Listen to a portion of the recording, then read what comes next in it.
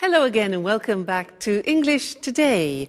And this is DVD 18 and the first DVD of your advanced level.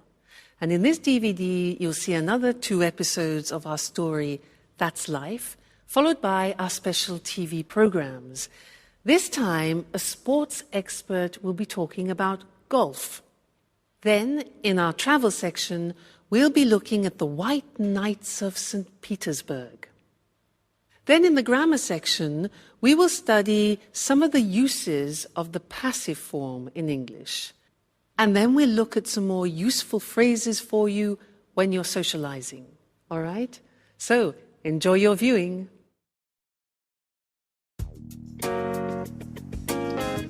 Hi, Sarah. Hi, Sandra. What are you doing? We're making some sandwiches for today's drive in the country. What drive? Hasn't Paolo told you about the trip?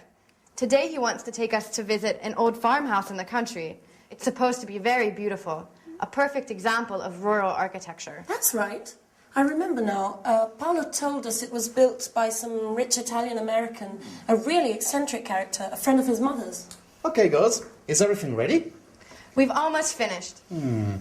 What a wonderful smell. They look and smell great. Keep your hands to yourself. No one's touching these delicacies now. You'll be able to taste them later when we have our picnic. Paolo, about this outing, where is the farmhouse? In the countryside, about 20 kilometers from here. And is it true that it's incredibly beautiful and that it belongs to an Italian-American? Oh, yes, but it was designed by a Dutch architect. And it was built in the style of an 18th century Tuscan farmhouse, right? Oh, right? Oh, believe me, it's a jewel. I didn't know you were so interested in architecture. Oh, my dear ladies, there are so many things that you don't know about me. As well as music, I have many other passions. I'm full of surprises. No one doubts that, Paolo.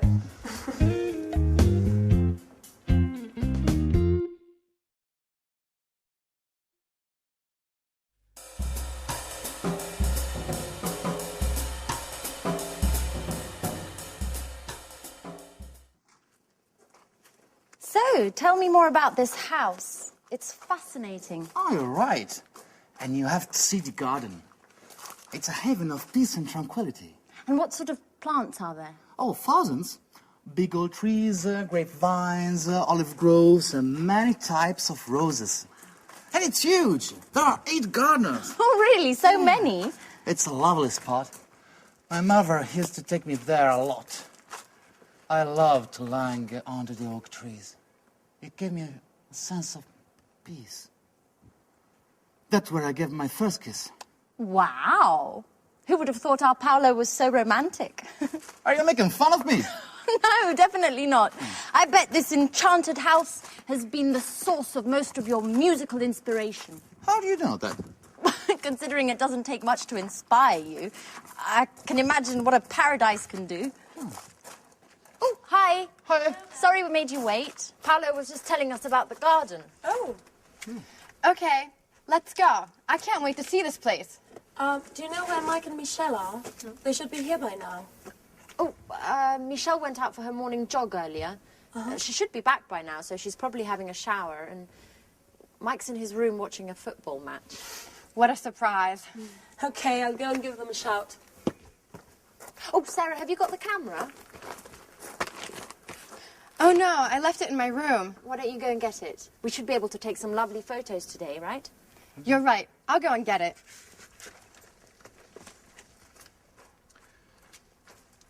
Well, it's good to see Sarah's back to her old self again, isn't it, Paolo? Oh, I knew that being all together would be good for her. Okay, let's check we've got everything. Okay. Sandwiches. Got them. Drinks. Got them too. Okay, I think we have everything. I feel like I've forgotten something. No, we haven't forgotten anything. Oh, no, wait a minute. Just a minute. My guitar! Oh, no, Paolo, not the guitar. Just for today. We said it'd be a calm and relaxing day. What could be more relaxing than the sweet melodies of my guitar?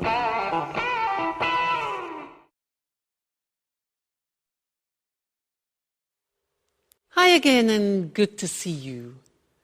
Now, in that last episode, they were talking about an old farmhouse in the country and describing it. And they were using some interesting language which I want to teach you now. Let me give you some examples of what they said. Sandra said that the farmhouse was built by a rich Italian American, was built by.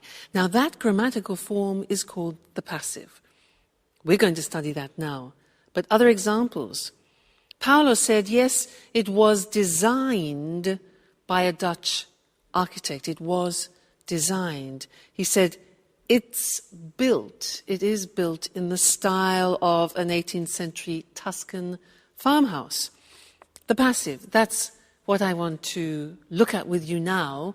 We'll go to the screen so that you can see how the construction works.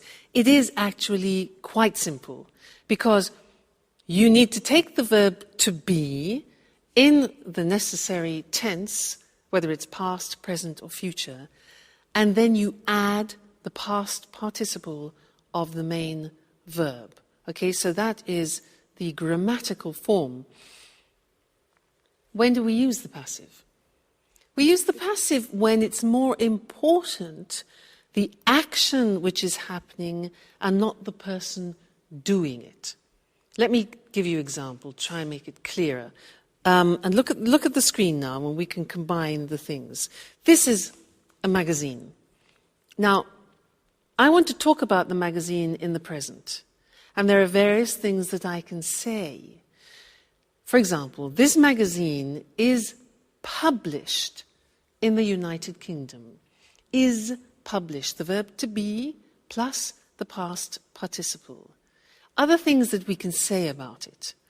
The articles are written by top writers. Now, notice that if you want to actually mention the people doing the object, the action, you use by. So, these articles are written by top writers, okay, top journalists. Another example, it's delivered worldwide. It's delivered worldwide. There again, we don't know by who, but it's not important in this case. It's the action which is important. So that's in the present, using the verb to be in the present form is, are. Let's move on to the past tense now and take these shoes. We can say about these shoes were made in Italy, okay? These shoes were made. Notice that the verb to be is in the past, and it's plural because it's two shoes, so not was made, but were made. These shoes were made in Italy. The other examples are they were designed by a top designer, and only a limited number were produced.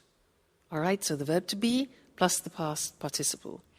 Then if you think about the future, you can put the verb to be in the future, and let's think about a film that has some perspective that is going to be made in the future. Let's look at how we use that in the passive form.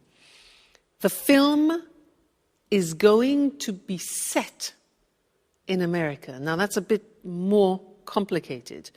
The verb to be goes into the future, but it's an intentional future. So it becomes the film is going to be set, means filmed, in Russia. It's going to be directed by Spike Lee. Now here the information Spike Lee is important, so we add by. It's going to be directed by Spike Lee, and it's going to be released next summer. Released, taken to the cinemas next summer. So that's the passive form. As you can see, if you know the verb to be very well in all the different tenses, past, present, and future. It's not difficult, and it's actually not different in English to many other languages. All right? So that's the passive. See you again next lesson. Bye.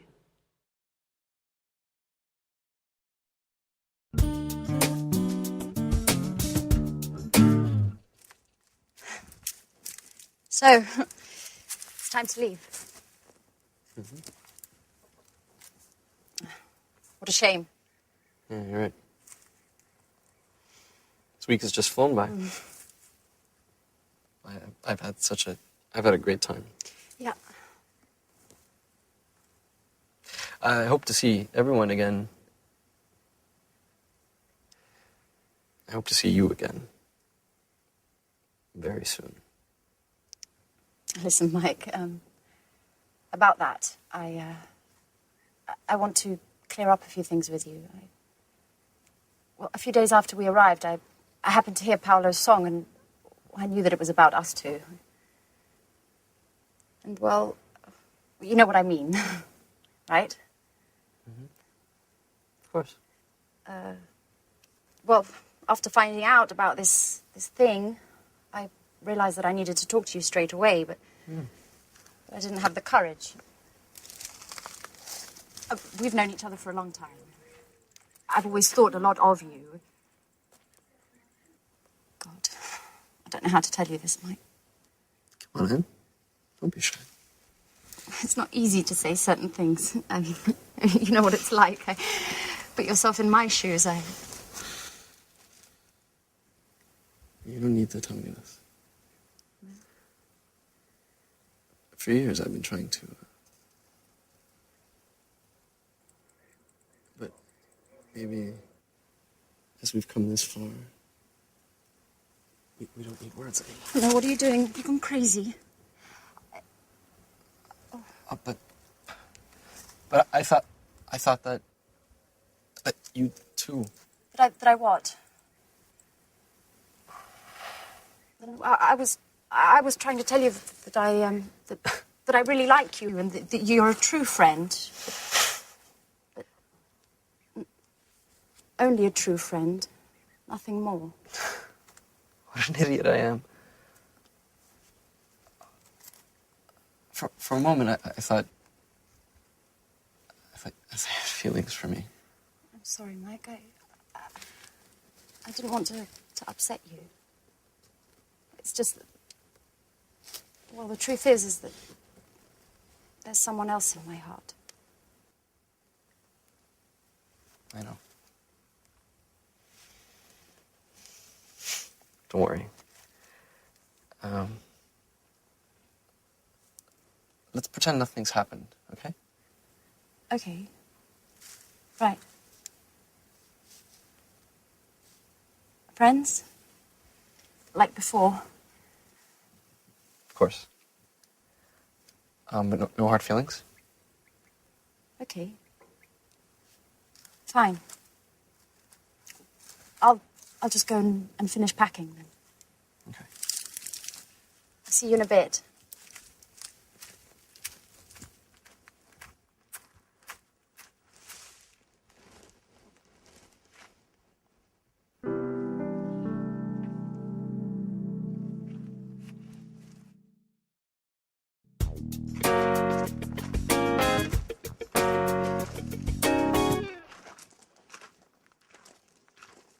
So, it's not true you were only interested in football and nothing else. What are you trying to say? Don't play the fool with me, Mike. I understand lots of things now. Like the time I told you I loved you. Do you remember?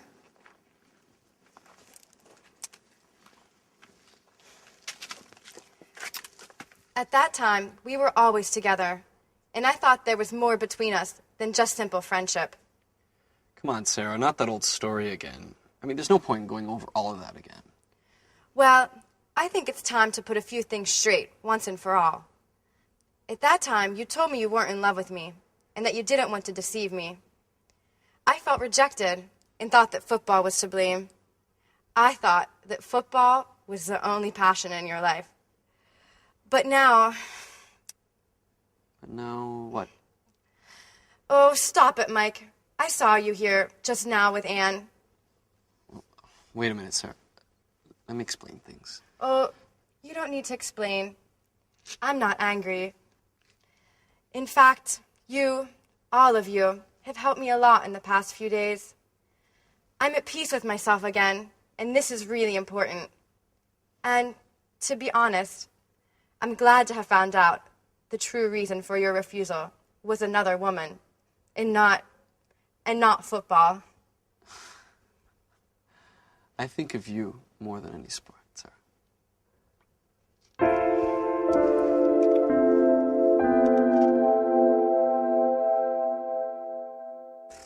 Hey guys, it's late. I'm sorry, I was packing. So, it's time to say goodbye already. Oh, I hate goodbyes. Oh, it was a sentimental one.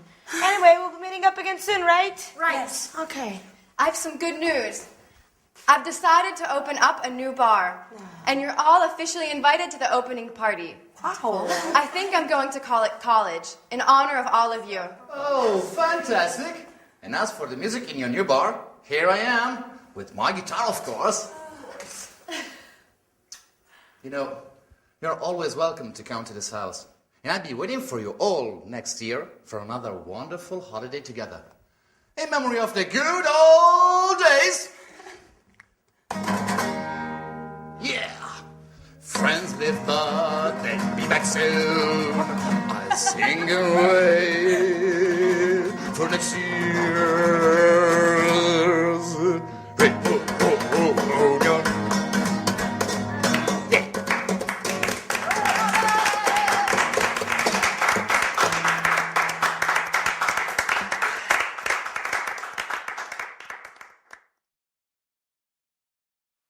Hi again. Anne said, and so it's time to leave.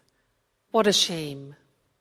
Well, it's true, isn't it? It's great to have a reunion with good friends, but it's also sad to say goodbye to them. And she said, what a shame. Do you know what that means? It's like saying, what a pity. What a pity, what a shame are the same meaning. And it means that you are expressing sadness about something.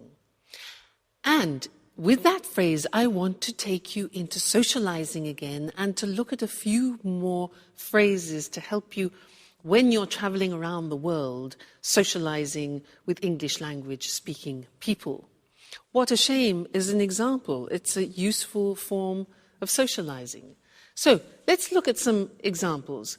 Imagine that you receive some good news, or a friend of yours receives some good news. What do you say to your friend when they receive good news in English? Yeah, congratulations. Or, I'm very happy for you. I'm very happy for you. Okay? If you receive the opposite, if you receive bad news, what do you say? Yeah, in English we say, I'm sorry to hear that. I'm sorry to hear that. Okay? Sorry to hear that. Or, oh, I'm so sorry. I'm so sorry. Receiving bad news. Now, imagine that people come to your house, they're visiting you, and you want to invite them to be comfortable. What can you say? Yeah, we say, do take a seat. And that's a very polite way. Do take a seat is a polite and quite formal way of inviting somebody to be comfortable. Or a nice one is, do make yourself at home. Do make yourself at home, all right? And then you could say, can I get you something to drink? You know, in England, people often, when they meet up, they drink together, whether it's beer or wine or aperitifs. So, can I get you something to drink? Good. Now, imagine that you have got a drink and you have the glass in your hand and you want to pass it to your guest. Now, what do we say when you give something to somebody? 3 words. we say, here you are. Now, when we're speaking fluently, that becomes, here you are, which sounds very strange, doesn't it? You think, what sounds Indian? Here you are. Here you are. I mean, it's one of those unusual phrases which, if you separate the words, has no meaning, but we use it when you give something to somebody else. So it's very, very, very, very, very common. Here you are. Thank you. Not at all. Here you are. All right? What about when you're in discussion and you want to agree or disagree? In English, we say, I agree with you. We don't say, I am agree with you, because many languages translate that from their own language and make a mistake with the English construction. So, I agree with you. And the negative is, I don't agree, not I am not agree. And the question is, do you agree? Okay, that's very important. What if I say, well, actually, I don't agree with you? Do you remember well, actually? When do we use well, actually, those two golden words? Yes, that's right. It's when you want to introduce a no, but in a soft way. You prepare the other person psychologically for no. Well, actually, I don't agree with you. Or you can say, I agree with you up to a point, which means partially, up to a point, all right? Leaving. When you have to leave people, it's often sad. You could say, well, we really must be going. It's late. We really must be going, all right? Which displays a fact that you have to do it. You don't want to, but you have to. You have duties, etc. We really must be going. Or another nice one is, we must be on our way. We must be on our way, okay? And then showing that you're sorry, as we saw in the episode with our friends. What a shame. What a pity. Okay, well, what a shame and what a pity this lesson has finished. But don't worry, there will be another one. So I will see you again in the next one. Take care until then. I must be on my way. Bye. Good afternoon, everyone, and welcome to Sports Special. I'm Eric Brown, and here beside me is John Forbes, our sports expert. Today we're going to talk with him about golf. Hello, John. Hello, Eric. Hello, everyone. So, John, tell us, where did golf start? Well, the game of golf is believed to have originated in St Andrews, a small town on the east coast of Scotland. It's thought that local people started the game by hitting stones around a grassy area next to the sea. Really? That's right, Eric. Today, golf's a very popular game in Scotland, and many towns and cities have municipal golf courses where everybody can play quite cheaply. Today, the Royal and Ancient Golf Club is located in St Andrews. This is the body that draws up the rules of the game and answers questions golfers around the world have about the rules. You know, there are 6 golf courses in St Andrews. One of these is the famous Old Course, the world's first golf course. Right.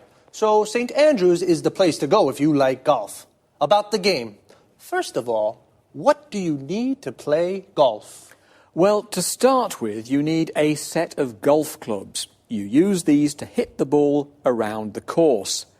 There are lots of different sizes of clubs, but basically there are 2 kinds, drivers and putters. Drivers are used for long shots along the fairways, and putters are used for short shots on the greens. Then you need a golf course. There are usually 18 holes on a course. And of course, you need a golf ball. It seems easy to play golf, but how exactly do you play the game? You start each hole on the tee. From here, you use a driver to hit the ball as far as you can towards the hole. If necessary, you hit the ball again to get it onto the green. Once on the green, you use a putter to hit the ball into the hole. It's as simple as that. Well, almost. And be careful not to hit your ball into a bunker, an area of sand. It can be difficult to hit a good shot out of one of these. Don't worry, I'll be very careful. So, John, how do you keep score in the game?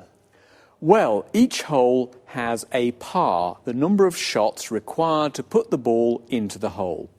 Let's say the first hole at the old course in St Andrews is par 3. If you complete the hole with 4 shots, you're 1 over par. If you complete it with 2 shots, you're 1 under par. The winner is the golfer who completes all 18 holes with the fewest shots or the most shots under par. And what happens if the golfer hits the ball into the hole with just 1 shot? This is called a hole-in-one, and it is a cause for celebration. Is it expensive to play golf? Because it looks like it's a game just for rich people. Well, golf clubs can be expensive, and you may have to pay a lot to play on a course. But you may be able to hire the clubs, and you may be able to find a municipal course that charges very little for you to play 18 holes. How popular is golf? It's very popular in Scotland, as you can imagine, as the game started there. There are 540 golf courses in Scotland. Remember, the population of Scotland is 5 million. But golf's also popular around the world, especially in Europe and North America. The game's really taken off in East Asia. The game's incredibly popular in Japan, Taiwan, South Korea and Singapore. There are lots of professional golfers who take part in international golf tournaments all over the world. Well, now, we certainly know a little bit more about golf. Thank you, John. You're welcome, Eric. Goodbye. And goodbye to you, and see you again next week for another edition of Sports Special. Okay, now let's go back to the start. So where and how do you play golf? The area where you play is called a golf course. A golf course has 18 holes. The aim of the game is to hit a golf ball into each hole with the fewest shots possible. A shot is when you hit the ball. To play golf, you need, well, yes, a golf ball and a set of golf clubs. A set is a complete group. And a golf club is the thing you use to hit the ball. There are 2 kinds of golf clubs. Drivers, these are clubs for long shots, and putters for short precision shots, to hit the ball into the hole. You take your first shot on the tee. This is the starting point on the golf course. For the first shot, you use a driver to hit the ball along the fairway onto the green. The fairway is the area between the tee and the green. The green is the area of grass around the hole. Here, the grass is cut very short. You must be careful not to hit the ball into a bunker. A bunker is an area of sand. And how do you keep the score? The score is the points of the players. Notice we say, keep the score. This means count the points. Well, each hole has a par. A par is the number of points required to hit the ball from the tee into the hole. We say, for example, a hole is par 3. This means you have to get the ball into the hole with 3 shots. If you need 4 shots, your score is 1 over par. If you only need 2 shots, your score is 1 under par. And if you complete the hole with just 1 shot, it's called a hole-in-one. The winner is the golf player with the most under pars. Well, golf really has taken off around the world. We say something has taken off when it becomes very popular. Okay, sports lovers, that's all from me. See you next week. The home of the Tsars and the Revolution, and one of the world's greatest museums. This is St. Petersburg, a magical city that definitely won't fail to impress. I'm Lucy Ross, and this is the travel programme. Today we'll learn about Peter, as the locals call the city, with our travel expert, Christine Oteng. Hello, Lucy, and good morning, everyone. Well, St. Petersburg is beautiful at all times of the year, but it's during the white nights when darkness never falls that the city really is at its best. Would you agree, Christine? Yes, definitely. As you'd expect, these long evenings occur in midsummer, particularly during the last 10 days of June. During this period, St. Petersburg really is a fun place to be. The sun barely sets, it's still light even at midnight, and the city overflows with festivities to celebrate the longest days of the year. Are there any special events? Of course, during these evenings, it's possible to watch some of the world's best opera and listen to some of the best classical orchestras. Mind you, it's not all highbrow culture. Locals often stay out celebrating all night. There's also a White Nights Dance Festival, with events ranging from folk through to ballet. So, it's possible to see the famous Kirov Dance Company? Sometimes it is, yes.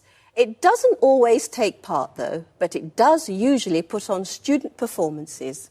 And what about the city's monuments? Is there anything really special that visitors must see? Well, there really is a wealth of sights for the visitor to take in. St. Petersburg is famous for its many museums and art galleries. The Hermitage, for example, is one of the world's leading museums with a breathtaking collection of all kinds of art and is most definitely not to be missed. There are also numerous former imperial palaces that can be visited both in the city and along the shores of the Gulf of Finland. And try not to miss the city's churches, the main ones at least. Actually, there are so many that it'd be impossible to visit them all. Well, tell us, Christine, is it true that the city's called the Venice of the North? Yes, that's right. This is due to the river Neva that flows through the city and the numerous canals that crisscross the historical centre. On this subject, another special midsummer event is the raising of the bridges over the river Neva. Thousands flock to the riverbanks to see the raised bridges silhouetted against the twilight sky. Well, visitors must find out when the bridges are lowered, or they might not be able to get back to their hotel. That's right. If that happened, they'd just have to stay out celebrating until dawn. Well, that doesn't sound too bad. And the food? I've heard the food's not very good. Is that true? Well, let's say it's not the place to go for a food trip. But if you like a drink now and again, this is the right place for you.